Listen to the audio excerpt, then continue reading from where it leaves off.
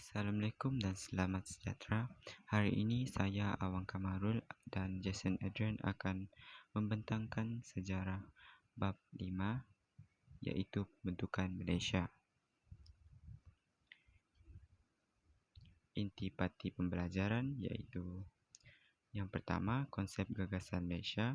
Yang kedua, perkembangan idea dan usaha pembentukan Malaysia. Yang ketiga, reaksi tempatan dan negara jiran terhadap pembentukan Malaysia. Yang keempat, langkah pembentukan Malaysia. Yang kelima, Perjanjian Julai 1963 dan peristiwa pengisytiharaan Malaysia. Dan yang terakhir sekali, konfrontasi dan usaha menangani.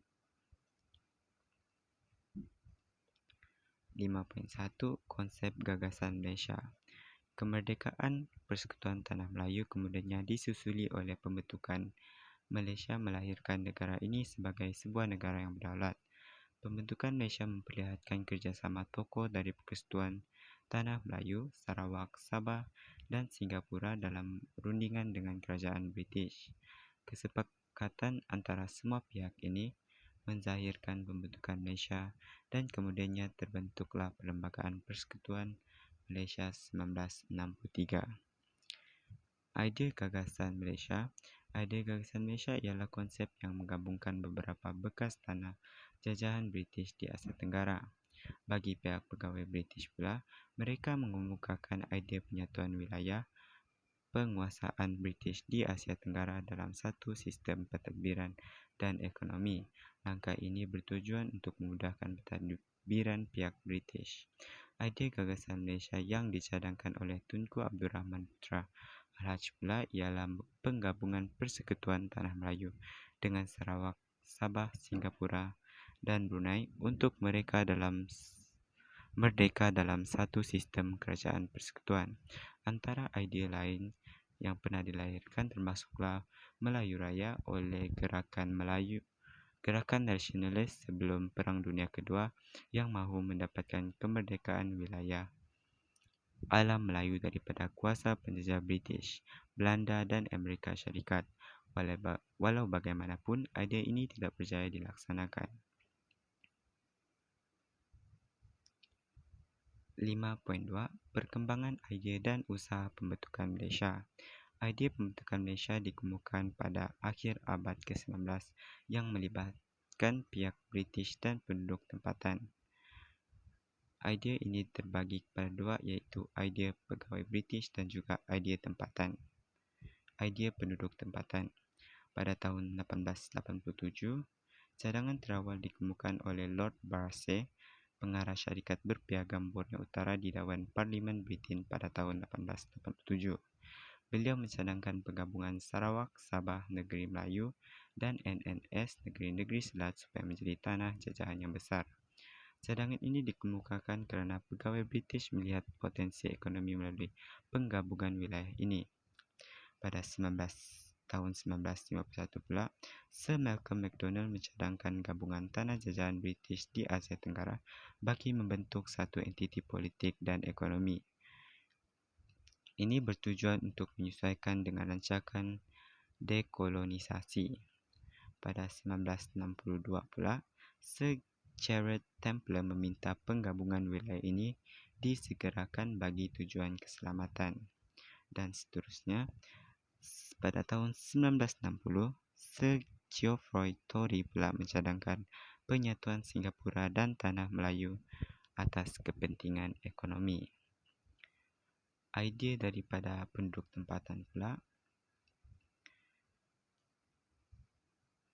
Pada tahun 1906, majalah Al-Imam menggesa penyatuan raja dan orang Melayu dalam pendidikan dan pembangunan ekonomi di alam Melayu.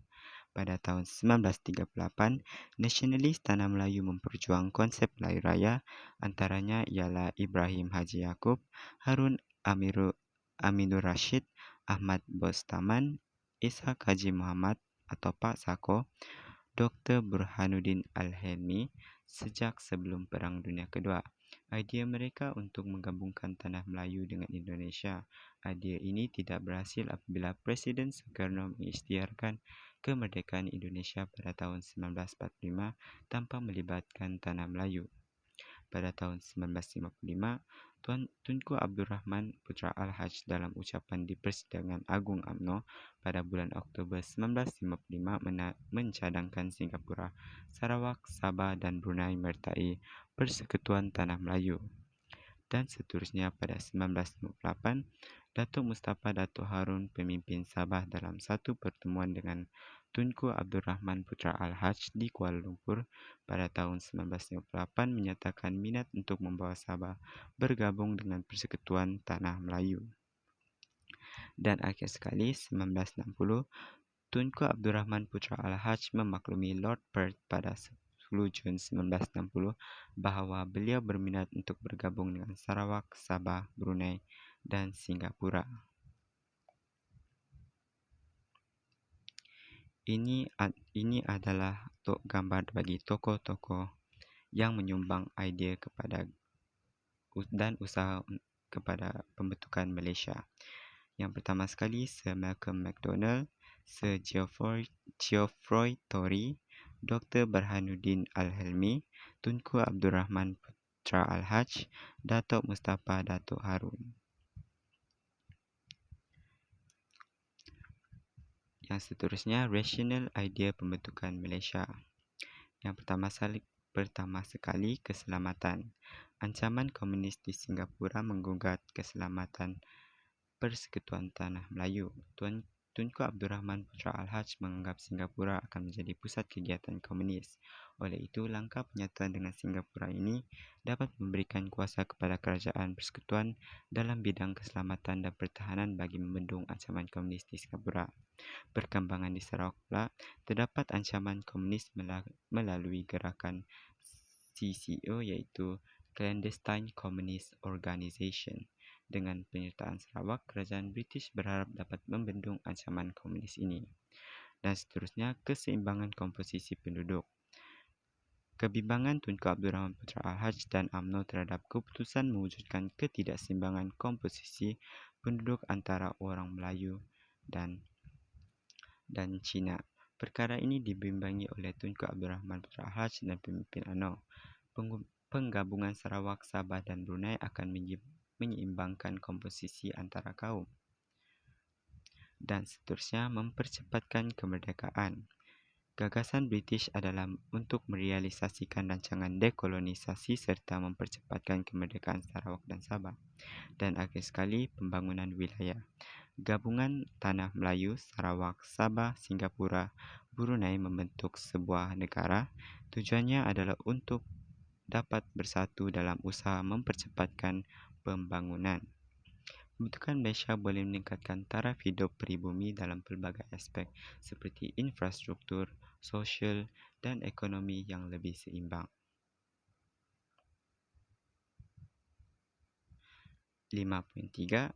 Reaksi tempatan dan negara jiran terhadap pembentukan Malaysia. Tunku Abdul Rahman Putra Al-Haj mengumumkan pembentukan Malaysia pada 27 Mei 1961. Pembentukan Malaysia mendapat reaksi daripada pelbagai pihak.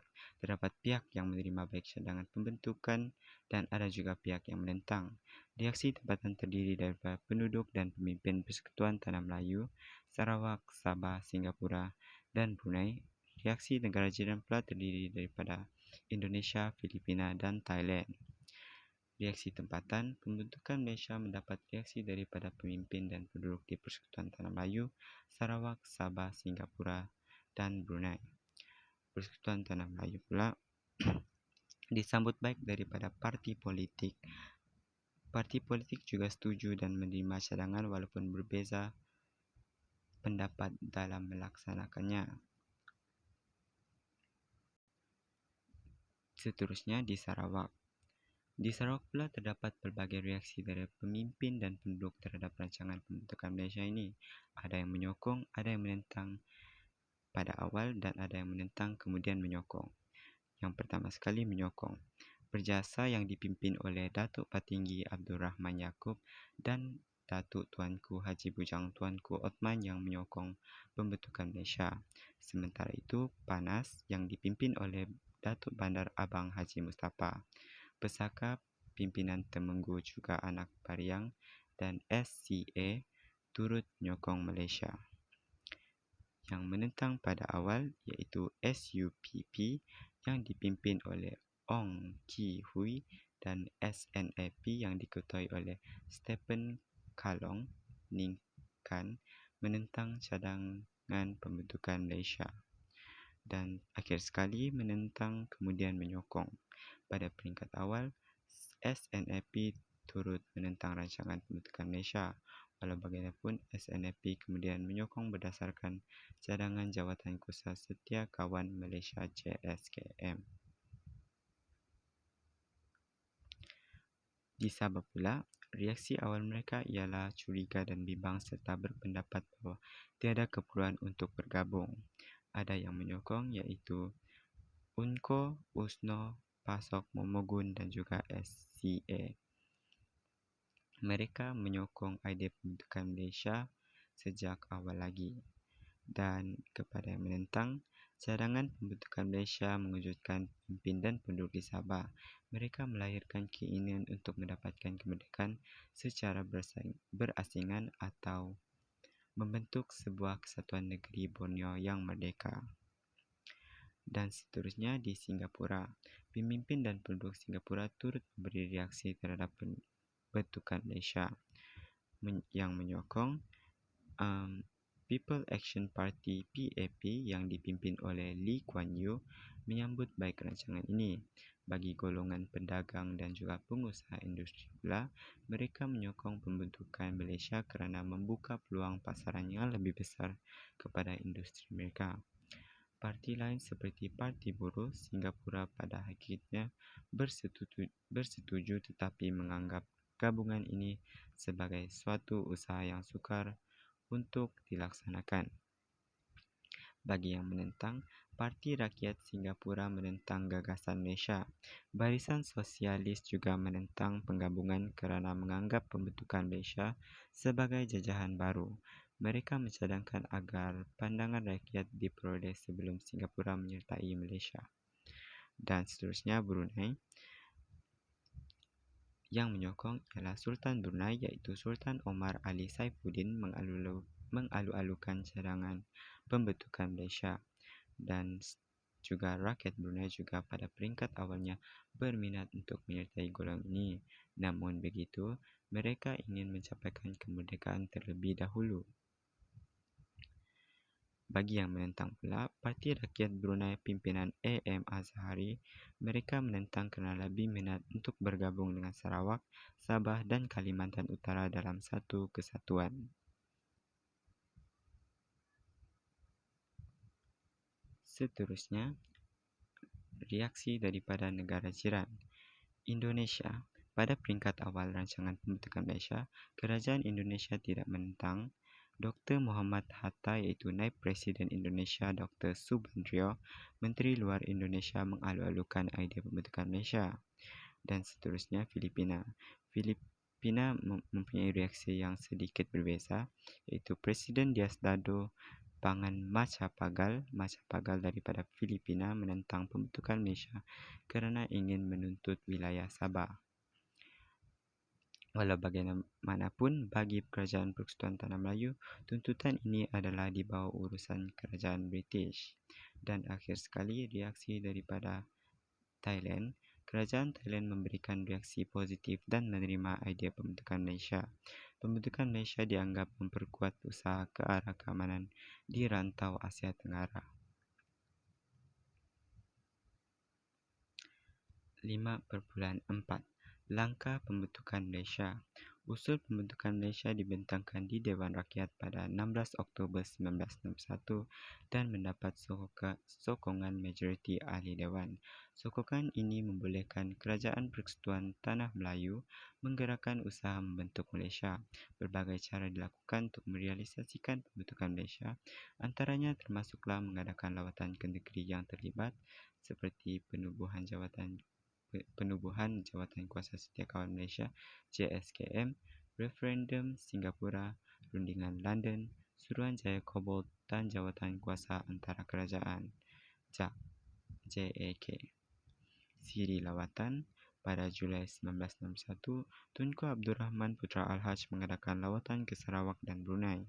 Pada Ogos 1962, Datuk Bandar Abang Haji Mustapha Temenggu juga anak beriang Donald Stephen dan Datuk Mustafa Datuk Harun mengadakan lawatan untuk meninjau kemajuan di Persekutuan Tanah Melayu.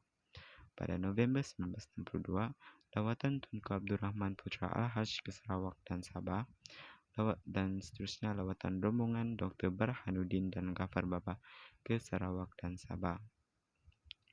Lawatan ini menunjukkan terdapat kesepakatan dalam kalangan ahli politik di Tanah Melayu untuk menjelaskan gambaran sebenar tentang rancangan Malaysia kepada penduduk Sarawak dan Sabah.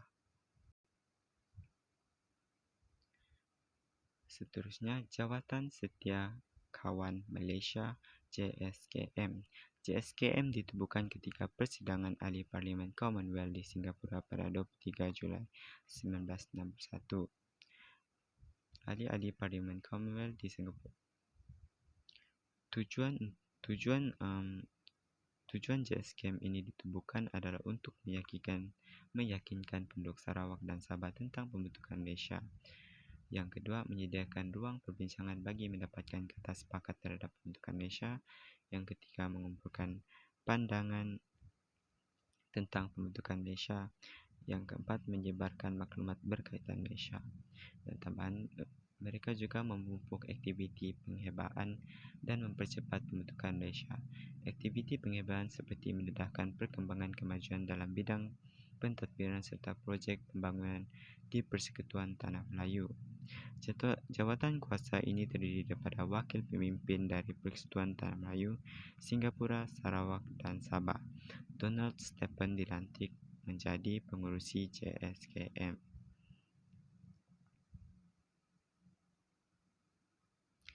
Ini ialah gambar sebahagian ahli JSKM dan juga ahli JSKM yang bermesyuarat di Kuala Lumpur pada 6 hingga 7 Januari 1962.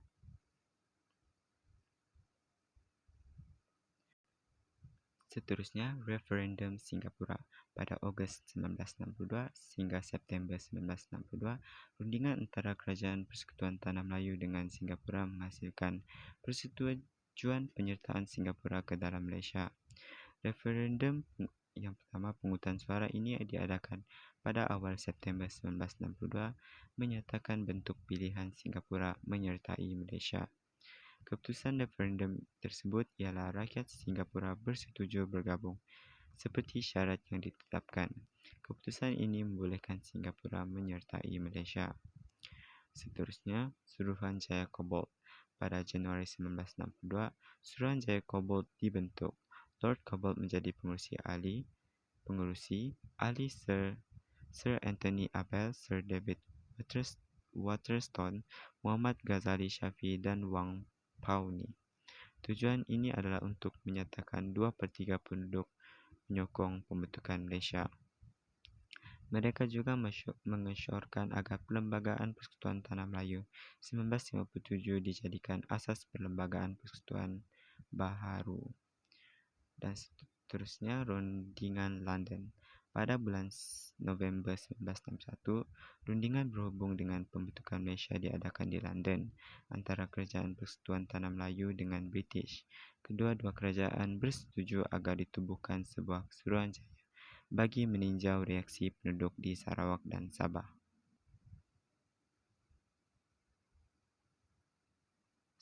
Akhir sekali, pembentukan jawatan kuasa antara kerajaan JAK. Jawatan kuasa ini ditubuhkan pada Ogos 1962 oleh Kerajaan British dan Persekutuan Tanah Melayu. Tujuan mereka adalah untuk menyediakan rangka perlembagaan serta membentuk keperluan melindungi Sarawak dan Sabah. Pengerusinya ialah Lord Lansdowne, Menteri Tanah Jajahan Timbalan pengerusi iaitu Tun Abdul Razak Hussein, Wakil Sarawak iaitu Ketua Setiausaha, Peguam Negeri, Setiausaha Kewangan dan yang lain. Wakil Sabah pula Ketua Setiausaha, Peguam Negeri, Setiausaha Kewangan dan juga yang lain-lain. Jawatan kecil iaitu Perlembagaan Kewangan, Perkhidmatan Awam, Perundangan dan Kehakiman, Organisasi Jabatan. intipati mereka adalah agama, bahasa perlembagaan, ketua persekutuan, nama persekutuan, imigresen, hak berpisah, organisasi, pegawai-pegawai British dan juga kewarganegaraan.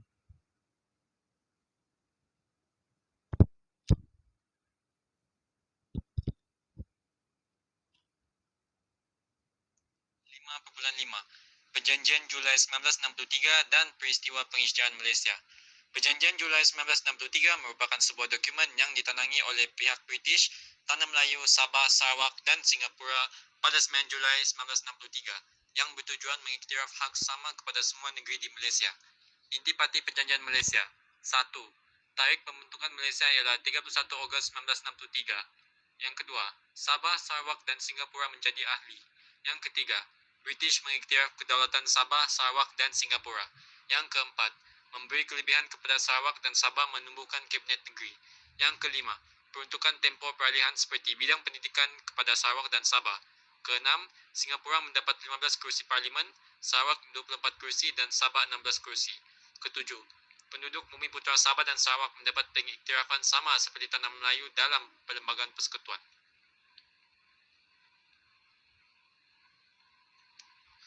Misi Pertubuhan Bangsa-Bangsa Bersatu PBB. Peristiwa Pengisytiharan Malaysia. Kuala Lumpur.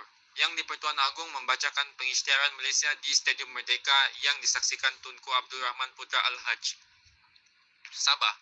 Datuk Mustafa Harut mengumumkan pengisytiharan Malaysia di Kota Kinabalu, Sabah dan ditangani surat sumpah jawatan sebagai Yang di-Pertuan Negeri Sabah yang pertama. Tun Abdul Razak Husin, Wakil Kerajaan Persekutuan. Sarawak. Datuk Abang Haji Openg Abang Sapi angkat sumpah jawatan Yang di-Pertuan Negeri Sarawak. Pengisytiharan Malaysia dibaca Kir Johari, Wakil Kerajaan Persekutuan Kuching, Sarawak. Turut hadir ialah anggota Kabinet Negeri. 5.6. Konfrontasi dan usaha menenangi. Kerajaan Indonesia tidak menentang pada peringkat awal pembentukan. Penentangan muncul selepas pemberontakan Brunei pada 7 Disember 1962 apabila Tunku Abdul Rahman berkata Indonesia terlibat membantu pemberontakan.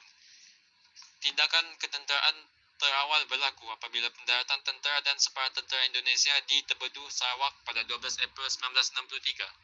Pada 29 Disember 1963, berlaku peristiwa berbalas tembakan antara tentera Malaysia dan Indonesia di Kalabakan, Sabah. Pada 2 September 1964, berlaku peristiwa pendaratan 30 orang gerila di Indonesia, Labis, Johor dan ditahan oleh pasukan tentera Malaysia. Dr. Ismail Abdul Rahman membawa isu serangan ke Majlis Keselamatan PBB. Kaedah provokasi tidak mengubah pendirian Malaysia untuk bertindak selain cara diplomasi. Langkah tamatkan konfrontasi. 1963, usaha awal dilakukan oleh Yu Tan, Setiausaha Agung PBB. Beliau mengutus wakil CV Narashin Simhan pada Februari 1963 untuk berunding dengan pemimpin Indonesia dan Tanah Melayu. Presiden Macapagal anjurkan rundingan peringkat pegawai di Manila pada 19 April 1963. Malaysia diwakili oleh Muhammad Ghazali Shafie. Tunku Abdul Rahman Putra Al-Haj bertemu Presiden Sukarno di Tokyo pada 1963. Dalam pertemuan ini, Tunku Abdul Rahman Putra Al-Haj menerangkan tujuan pertubuhan Malaysia. Tun Abdul Husin hadir mesyuarat peringkat Menteri Luar di Manila pada 7 hingga 11 Jun 1963 untuk mencari penyelesaian konfrontasi. Dr. Subandrio, Menteri Luar Indonesia, hadir bagi pihak negaranya. Tunku Abdul Rahman Putra Al-Haj hadir mesyuarat bersama Presiden Sukarno dan Presiden Macapagal di Manila pada 31 Julai hingga 5 Ogos 1963. Hasil penting ialah penerimaan kerajaan Indonesia dan Filipina terhadap pembentukan Malaysia selepas penilaian dibuat oleh PBB terhadap Sarawak dan Sabah. 1964, rundingan antara Malaysia, Indonesia dan Filipina berlangsung pada 1964 melibatkan 2 persidangan peringkat menteri di Bangkok dan 1 sidang kemuncak di Tokyo. Peranan utama dimainkan Tanat Koman, Menteri Luar Thailand yang dianjurkan pertemuan dengan Menteri Luar Indonesia. 1965, peralihan kepimpinan Indonesia pada 30 September 1965 tamatkan konfrontasi. Jeneral Suharto melantik Jeneral Ali Muertopo dan Adam Malik untuk berunding menamatkan konfrontasi. Pada 1966, Kerajaan Indonesia mengumumkan penamatan konfrontasi pada 4 Ogos 1966. Tun Abdul Razak Husin menandatangi perjanjian persetujuan normalisasi hubungan Indonesia-Malaysia di Jakarta pada 11 Ogos 1966.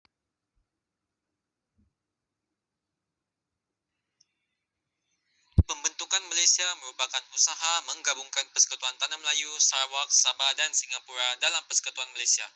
Usaha pembentukan Malaysia menghadapi cabaran terbesar untuk mendapatkan sokongan dan kerjasama daripada semua rakyat. Pembentukan Malaysia turut menghadapi cabaran pada peringkat antarabangsa apabila negara jiran, iaitu Indonesia dan Filipina menentang pembentukan ini. Sokongan yang diberikan oleh rakyat membolehkan pembentukan Malaysia diisytiharkan dengan jayanya. Pengajaran utama yang boleh diambil daripada pembentukan Malaysia ialah kepentingan kesepakatan untuk kestabilan negara.